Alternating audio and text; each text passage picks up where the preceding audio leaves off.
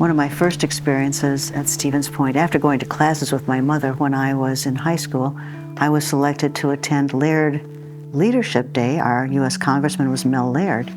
It really opened my eyes to a larger world, and he brought with him various cabinet secretaries at the time. So we were exposed to a lot of speakers, and several of the cabinet secretaries were women, which of course was just a remarkable thing for some of us to see that one could be a leader back then. I wrote for a film journal that we started, but along with the things we did was we invited Frank Capra to come speak, a famous writer and director of films. His autobiography I still treasure, but I also treasure correspondence from him as well.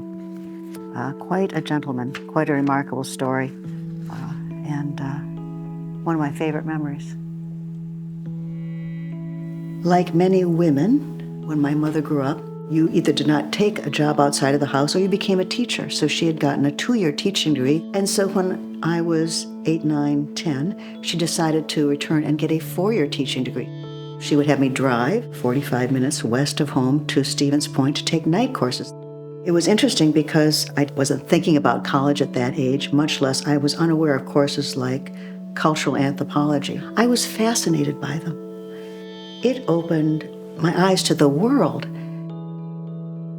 When I was a student at UWSP, the chancellor at that time was Lee Dreyfus, and he taught a class in communications, and it involved research. He evidently noticed in me that I took some joy in researching things and reading and connecting dots. He said, you would make a good college professor. You like to research, you like to teach these things, assemble them, put them together, advance the knowledge. In seeing that in me, he literally held a mirror up to me that helped me understand who I was. I often think the only way we know about ourselves is by the mirrors others hold up to us. If the mirrors other people hold up to us are negative, then of course we see that in ourselves.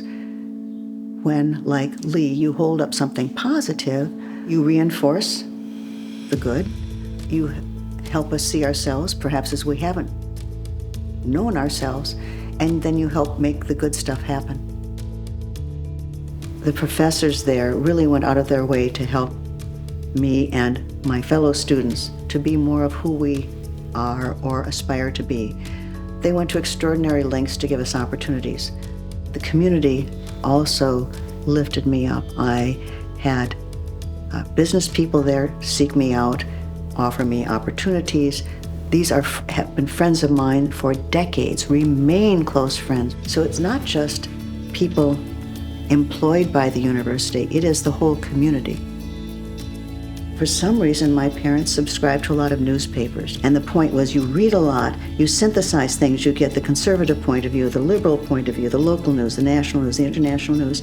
And in reflecting on that, they set me up for what I do professionally today. I read, I study, I synthesize, I compare information, I weigh points of view, then I synthesize it and organize it and teach it to others.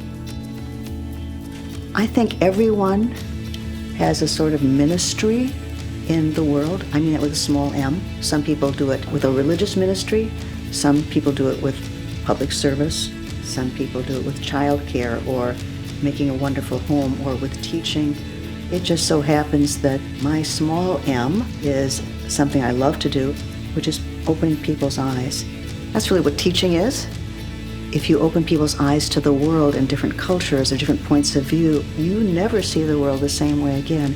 In essence, a bit of what I do today is essentially cultural anthropology. The difference is that the culture I study is today's culture. I like to still think of myself as a cultural anthropologist, which is a bit of what I sort of dreamed about being in those days I would travel with my mom to class.